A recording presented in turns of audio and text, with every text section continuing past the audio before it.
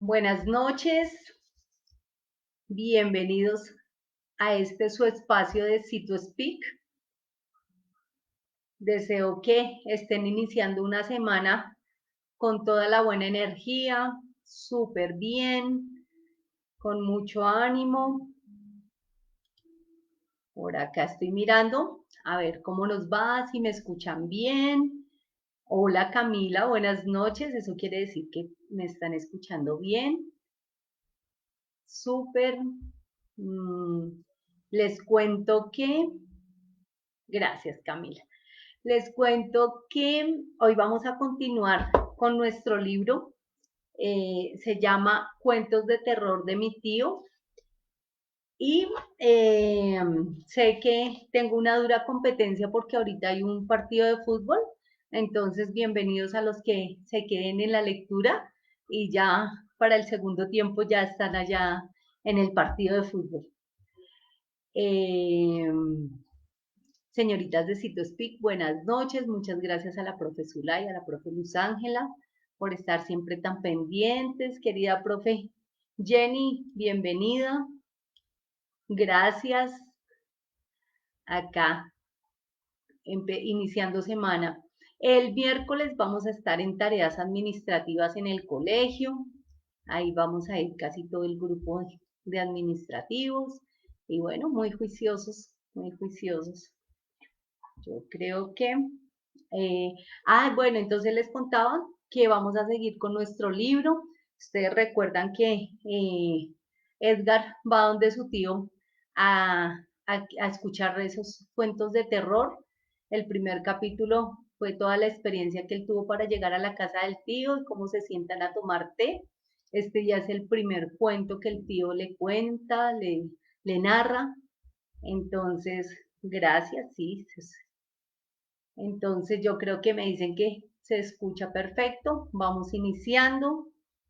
Les cuento que nuestro autor es Chris Priestley y es un autor que nace en 1958 en Inglaterra. A los 9 años ya se ganó su primer premio en un periódico local y ya sobre los 14 volvió a ganarse otro premio.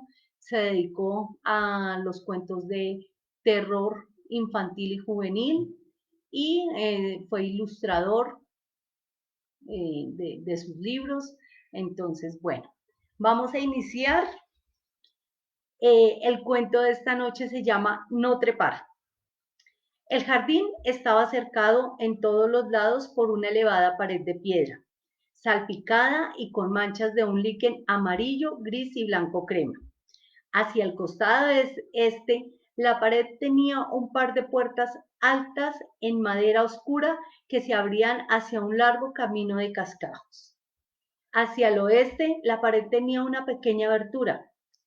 Entre dos arbustos terriblemente puntiagudos había una puerta rayada y desgastada, en forma de arco y color verde botella, con un pesado aro de hierro forjado para sostener el picaporte que la mantenía cerrada.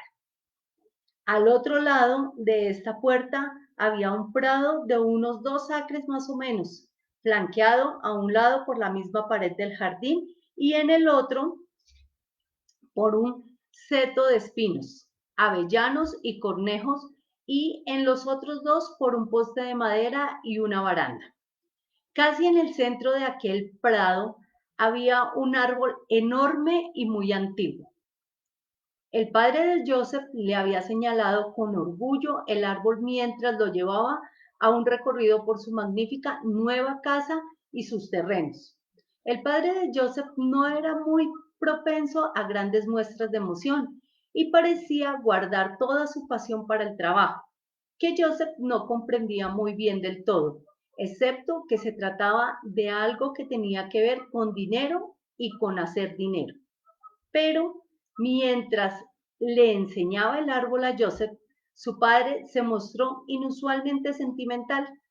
Pasó el brazo alrededor de Joseph de forma incómoda pero tierna y dijo: ¿Ves ese árbol, hijo? El viejo olmo. Gigante. ¿No es maravilloso? Debe tener cientos de años de edad. Las cosas que habrá visto. Joseph tuvo que admitir que aquel olmo en realidad bastante maravilloso, erguido ahí en el centro del prado, parecía un animal en un potrero, o más bien como un animal de zoológico en su jaula, encerrado, pero para nada domesticado. Tengo algo para ti, dijo su padre, espero te guste. Le entregó a Joseph una pequeña caja azul que, al abrirla, exhibió un reluciente reloj de bolsillo, de oro. Oh, dijo Joseph, ¿en realidad es para mí? Gracias, papá. Vamos, dijo este con una sonrisa, póntelo. Pero, por Dios, no lo vayas a perder. Fue terriblemente costoso. Con algo de ayuda de su padre, Joseph enlazó la cadena del reloj por entre el ojal de su chaleco y lo metió en el bolsillo, donde sonó satisfactoriamente cerca a sus costillas. Al día siguiente, el padre de Joseph regresó a Londres. Tenía un apartamento en el centro de la ciudad y pasaba la mayor parte del tiempo allí, volviendo a la casa los fines de semana. Como Joseph también estaba fuera en el colegio, este arreglo por lo general no afectaba, pero aunque raramente extrañaba a sus padres cuando estaba en el colegio, se sintió avergonzado al descubrir que controlaba las lágrimas mientras se despedía de su padre al borde del camino.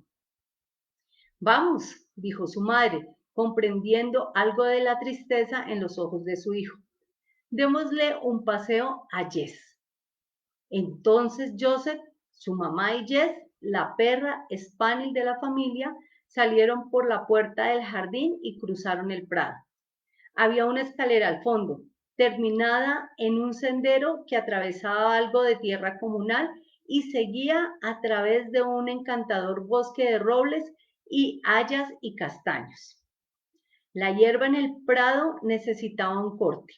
Era larga y clara, parecía silbar por los grillos y estaba salpicada de amapolas color rojo sangre, elevándose por encima de toda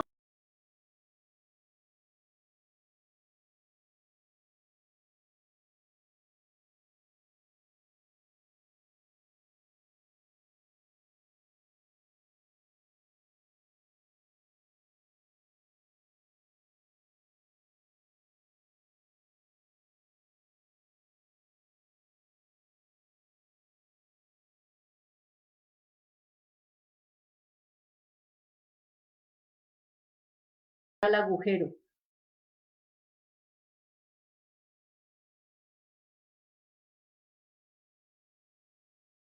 Las echó para atrás contra la cabeza.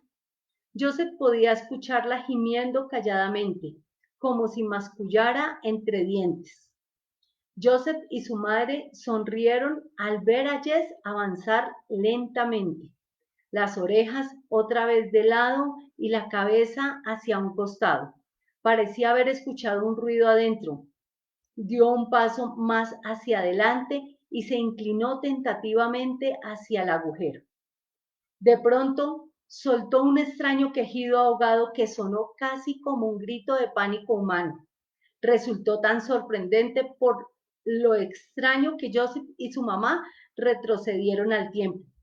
Jess saltó hacia atrás desde el árbol y salió como un rayo a través del prado como si la persiguiera un demonio. Cuando llegó hasta la puerta del jardín, no pudo pasar al otro lado porque la puerta era pesada y se abría hacia afuera. Gimió y aulló y hurgó la puerta, arañando la madera y cavando la tierra debajo de la puerta en un frenético esfuerzo por escapar. Joseph corrió detrás llamándola. Cuando la alcanzó y trató de calmarla, la perra le dio la vuelta con una mirada salvaje y lo mordió. Jess nunca había mordido a Joseph, ni siquiera cuando era cachorrita, y él se dio cuenta de que apenas lo reconocía. Parecía no tener espacio en la mente para otra cosa distinta a la arrolladora urgencia de escapar.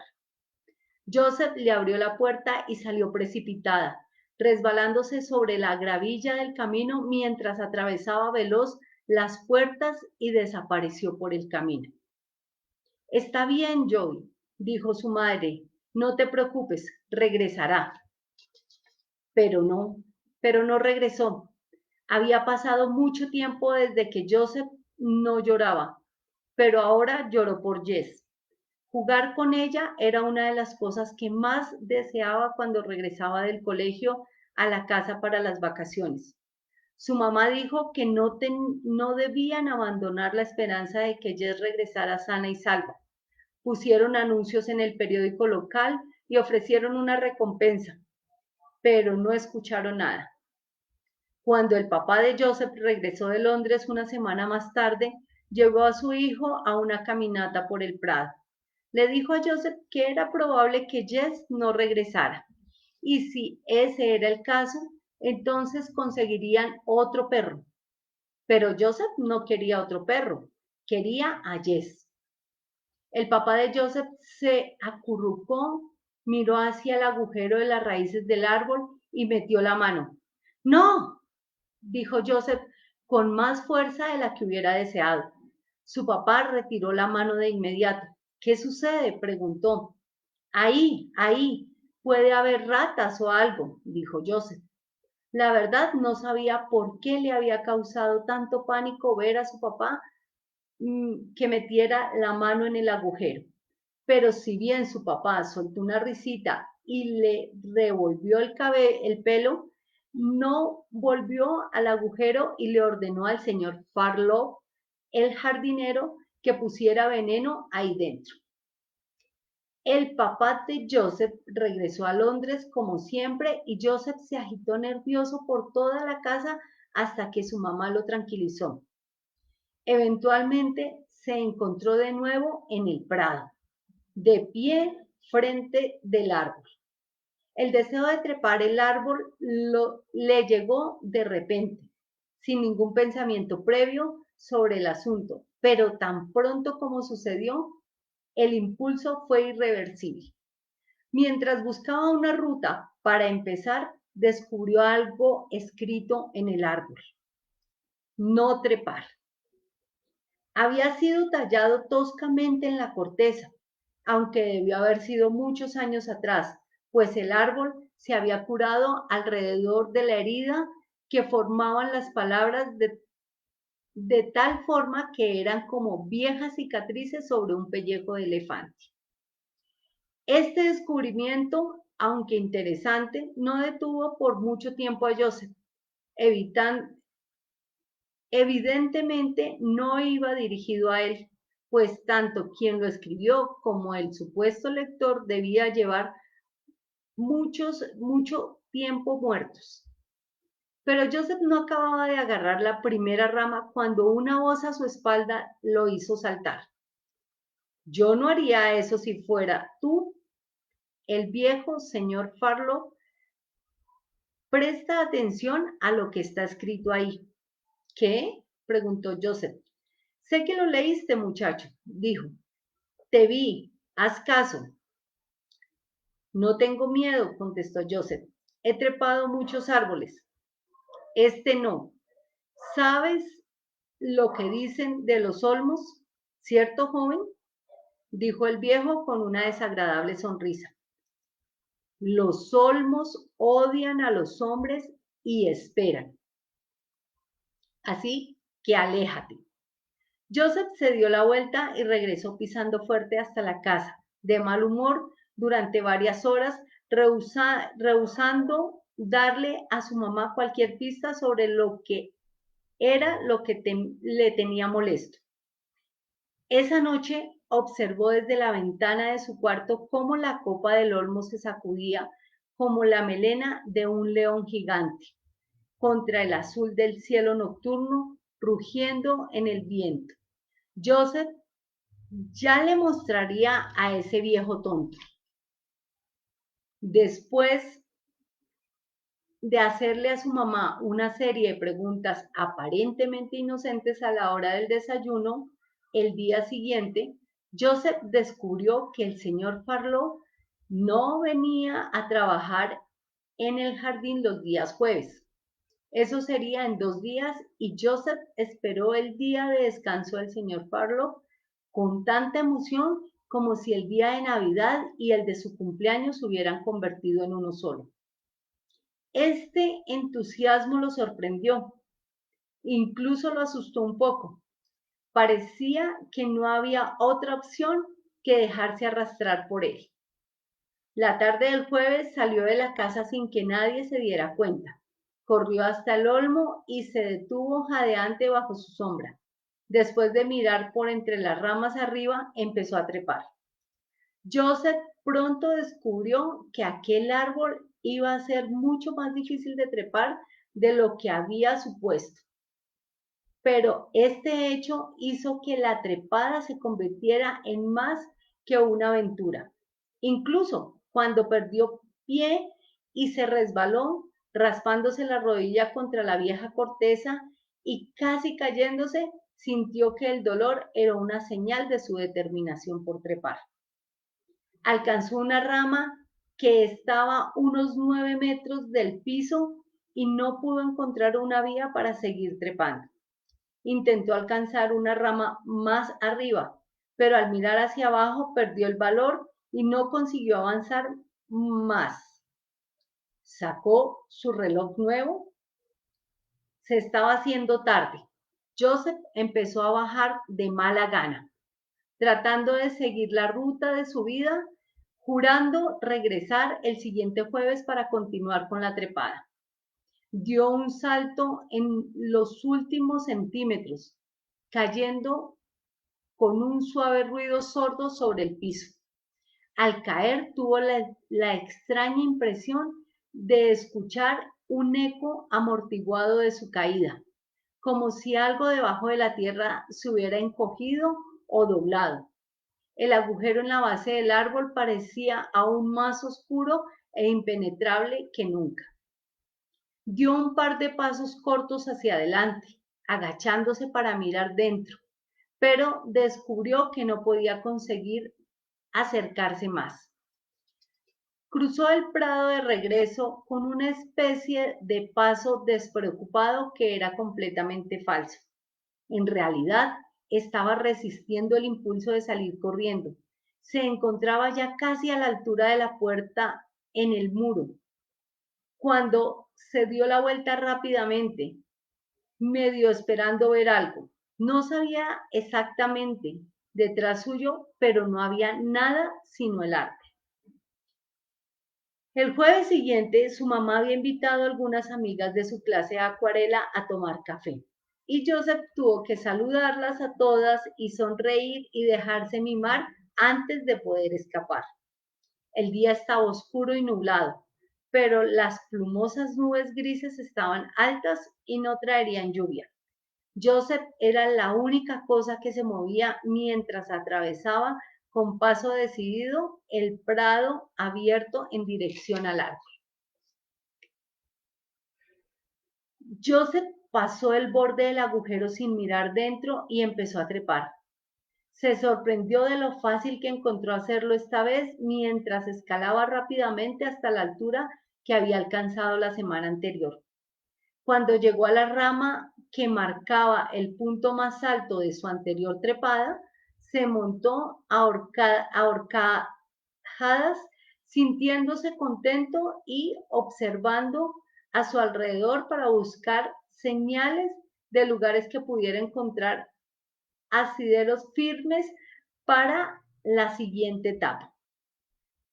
Pero miró el reloj, era apenas las 11 de la mañana. Tenía tiempo de sobra. Fue entonces cuando divisó la marca escrita, justo ahí, grabada sobre el tronco del árbol donde brotaba la rama en la que estaba sentado. Estaban las palabras no trepar. Habían sido grabadas en la corteza exactamente igual que las que aparecían en la base del árbol, pero estas parecían recién hechas. Joseph las miró con atención y, al sentir de repente que estaba siendo observado, miró a su alrededor. A través del prado no había nadie por ningún lado. El señor Farlope debió haberlo hecho. Joseph estaba seguro. Después de todo, había sido el viejo quien lo había prevenido de trepar el árbol.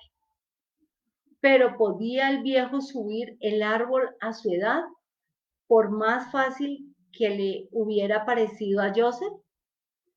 Joseph se burló de sí mismo. Por supuesto, el viejo no necesitaba trepar el árbol, tenía una escalera. Joseph lo había visto la semana anterior subido en la escalera, podando una parra que trepaba por el muro del jardín. Entonces Joseph se puso furioso. ¿Cómo se atrevía ese viejo a decirle qué podía y qué no podía hacer? ¿Por qué iba a ser asunto suyo? Él no era el dueño de esta tierra.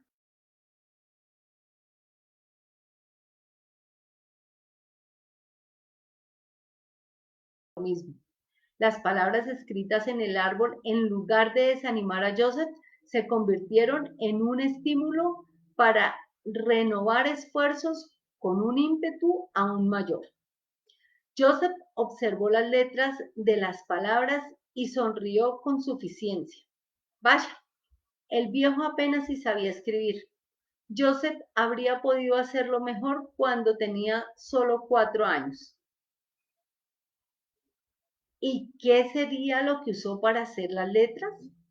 En todo caso, Joseph se había fijado y admirado el cuchillo que el viejo mantenía guardado en una funda en el cinturón.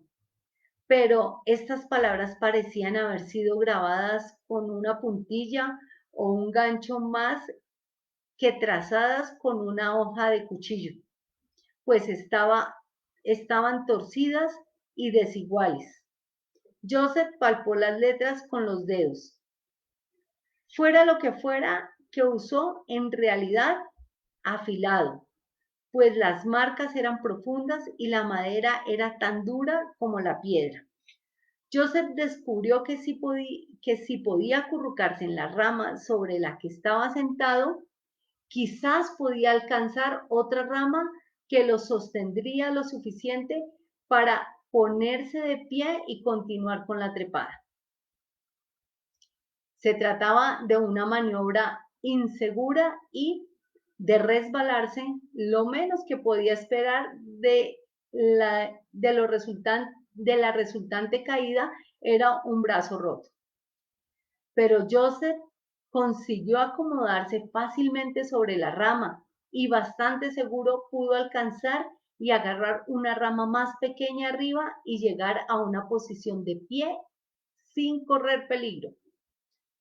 Desde ese punto la ruta pareció de pronto bastante sencilla y Joseph trepó con una especie de naturalidad simiesca, meciéndose de rama en rama sin apenas hacer una pausa para ver dónde estaría su siguiente punto de apoyo. En casi nada de tiempo había llegado arriba para sentarse a horcajadas en el último conjunto de ramas que formaban una especie de cesta o de nido de cuervo arriba en la cima del árbol. Joseph soltó un grito triunfal y pasó la mirada por el paisaje, a través del prado hacia el techo de tejas de su casa, que ahora lo veía abajo.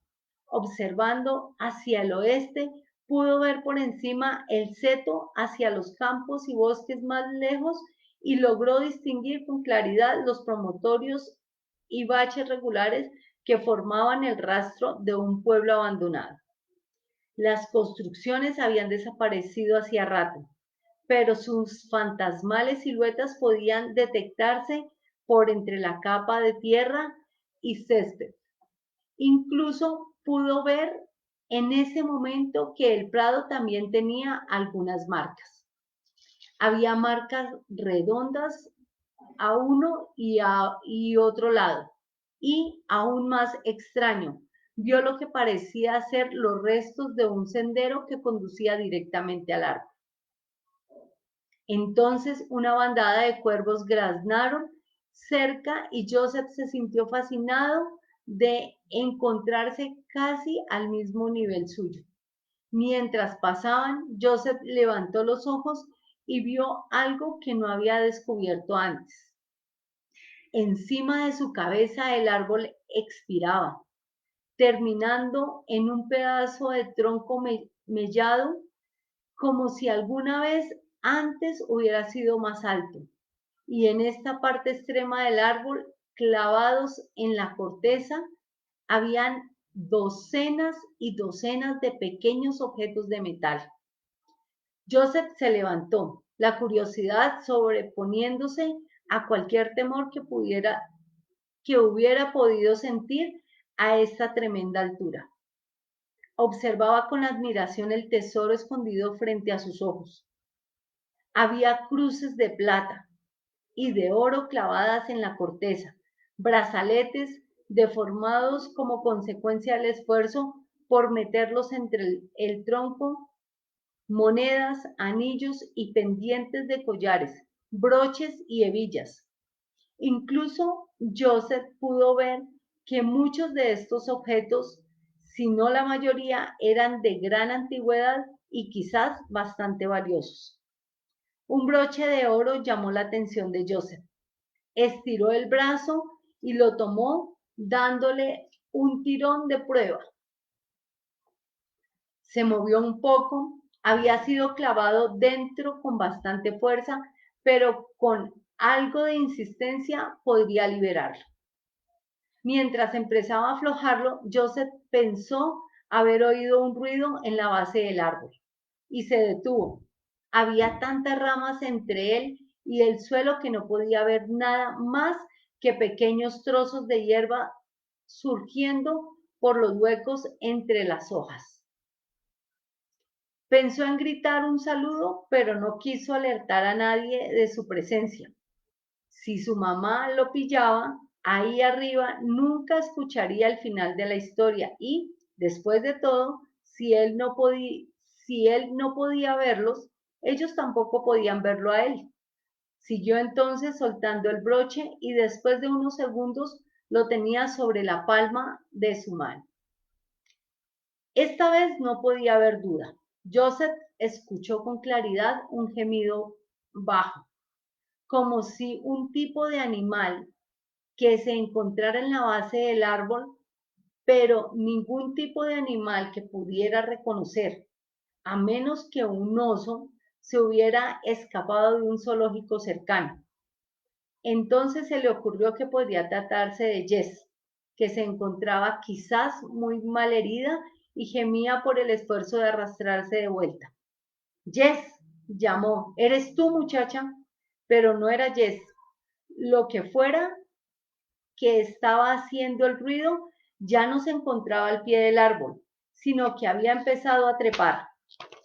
Pudo escuchar el ruido de algo golpeando contra la corteza y arrastrándose hacia arriba, como si un soldado escalara un árbol usando clavijas. Vio con nerviosismo creciente que las ramas debajo de él se sacudían a medida que se acercaba lo que fuera esa cosa. Joseph se preguntó si no sería el viejo señor Farlow tratando de asustarlo, pero aunque se aferró a esta débil hebra de esperanza, la cosa se meneó ante sus ojos. Joseph no pudo identificar ningún rasgo en la sombra oscura que trepaba cada vez más rápido hacia él, a excepción de las inmensas garras curvas que usaba para aferrarse a la corteza.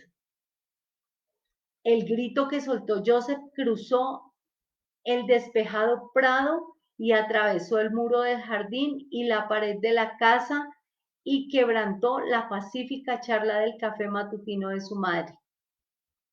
Su madre echó a correr instintivamente hacia el prado, con sus amigas detrás. Encontraron el cuerpo de Joseph al pie del árbol, con la rama donde había estado sentado. Joseph tenía varios rasguños profundos en las piernas y la espalda, causados, suponían ellos, por la caída, y, curiosamente, su precioso reloj había desaparecido y no pudieron descubrirlo debajo del árbol por más que lo buscaron. Los olmos sueltan las ramas sin previo aviso, comentó el señor Farlopa, sacudiendo la cabeza cuando escuchó la noticia. Le advertí al muchacho que no trepara. Pero el padre de Joseph decidió vengarse del árbol al que culpaba por la muerte de su hijo y le ordenó al señor Farlopa que encontrara a alguien que cortara el árbol. El viejo sacudió la cabeza. Yo no, señor, dijo. Y si fuera usted, dejaría tranquilo el árbol. Hubo algo en la manera que el viejo pronunció las palabras que pareció terminar la discusión y entonces no se llamó a ningún cirujano de árboles. En su lugar se llamó a los agentes inmobiliarios y la casa volvió a ponerse en el mercado una vez más. Se mudaron antes de que la casa fuera vendida.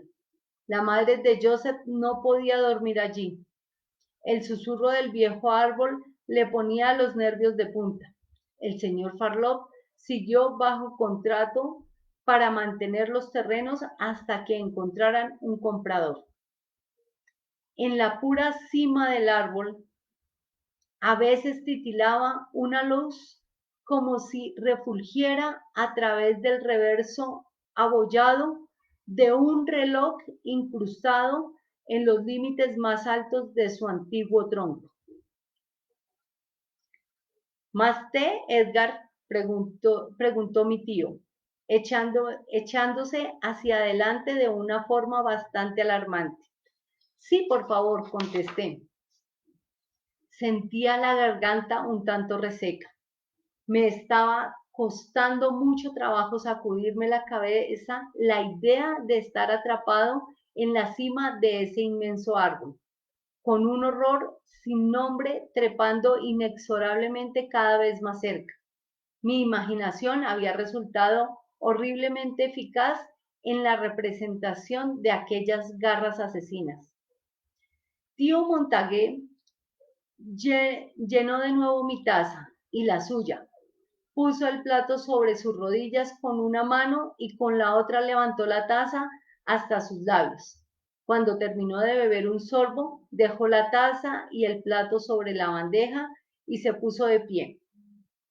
Quizás no debería estar contándote estas historias, Edgar, dijo, caminando hacia la ventana y mirando hacia afuera. No quisiera causarte pesadillas. No hay ningún problema, tío, dije. Le puedo asegurar que no me asusté tanto. ¿De verdad? Dijo tío Montague, dándose la vuelta con una sonrisita de medio lado. ¿Mi historia no resultó lo suficientemente aterradora para ti? No, tío, dije, poniendo la taza con un golpeteo. Mejor dicho, quiero decir, cálmate, Edgar, dijo tío Montague y se dio la vuelta de nuevo hacia la ventana. Te estaba tomando un poco del pelo. Perdóname. Claro que sí, dije con una sonrisa. Me doy cuenta. Tío Montague soltó otra risita, pero no agregó nada más. Parecía perdido en una especie de remembranza mirando hacia el jardín por la ventana. Miré a mi alrededor. Las danzantes llamas producían una ilusión nada agradable de animación entre los objetos en el cuarto y las sombras que proyectaban. La sombra bajo la silla de mi tío en particular parecía tener vida propia y transmitía la perturbadora impresión de que algo se agazapaba debajo, retorciéndose y lista a echar a correr a través del cuarto como una gigantesca araña. Aunque, por supuesto, yo sabía que no podía ser. Las imágenes y pinturas enmarcadas, los objetos sobre el mantel y en los armarios, los libros y los muebles parecían todos temblar expectantes, como si tuvieran vida. Tío Montague se dio la vuelta y agarró algo que estaba encima de un armario a su lado. El movimiento de las cosas en el estudio pareció quedar en una súbita interrupción. Cuando volteó a verme de nuevo, pude darme cuenta de que se trataba de una muñeca con cabeza de porcelana y cuerpo de tela. Mi tío se acercó y me entregó la muñeca con un grado de seriedad completamente inapropiado para el objeto, aunque pude ver que estaba hecho con un esmero inusual. Aún así, parecía una cosa extraña que, para que la tuviera mi tío en su casa. Me sentí un poco tonto sosteniéndola y pensé en las bromas que me harían en el colegio si alguno pudiera verme. ¿Alguna vez has asistido a una sesión de espiritismo, Edgar? Preguntó mi tío. Una divergencia aparentemente insensata frente a la muñeca que con tanta seriedad había puesto en mis manos. Se acomodó lentamente en la silla. No, señor, contesté. Pero, ¿sabes de qué se trata? Sí, señor, dije. La gente trata de ponerse en contacto con los seres queridos que se han marchado. Existen, creo, algunos que alegan ser capaces de permitir que los espíritus hablen por intermedio de ellos. Mediums, dijo tío Montague, acomodándose de nuevo.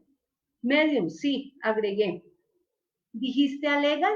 Edgar, comentó tío Montague. ¿Eres escéptico entonces? He escuchado decir que existen unos que aseguran tener tales poderes, pero que son farsantes e ilusionistas, tío. No creo que sea posible hablar con los muertos. Tío Montague sonrió y asintió, juntando las puntas de los dedos y sumergiéndose una vez más bajo las sombras. Hubo una época en la que habría compartido tu punto de vista, dijo, mirando de nuevo hacia la ventana. Seguí su mirada y pensé haber escuchado pasos rápidos afuera, por el sendero de grava al borde de la ventana. Con seguridad pensé, los muchachos del pueblo no se atreverían a entrar al jardín de mi tío. Mi tío o no escuchó el ruido o no lo intranquilizó, pues se inclinó hacia mí sonriendo.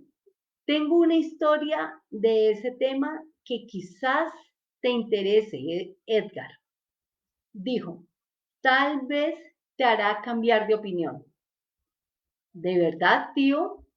Pregunté, sintiéndome todavía un poco incómodo sosteniendo la pequeña muñeca. Por favor, cuéntela entonces, señor. Muy bien, Edgar, dijo, muy bien. Y ahí quedamos. Nuestra siguiente historia se llama La no puerta, así que la próxima vez que nos veamos la escucharán. Muchas gracias a todos los que nos acompañaron hasta este punto. Gracias por todo. A ver, por acá miramos, querido profesor Edgar Espejo, buenas noches. Gracias, yo creo que ya puede estar en la última parte del partido. Jenivet, gracias. Profesora Zulay, que tengan una linda noche, una feliz semana, un abrazo y gracias por escuchar.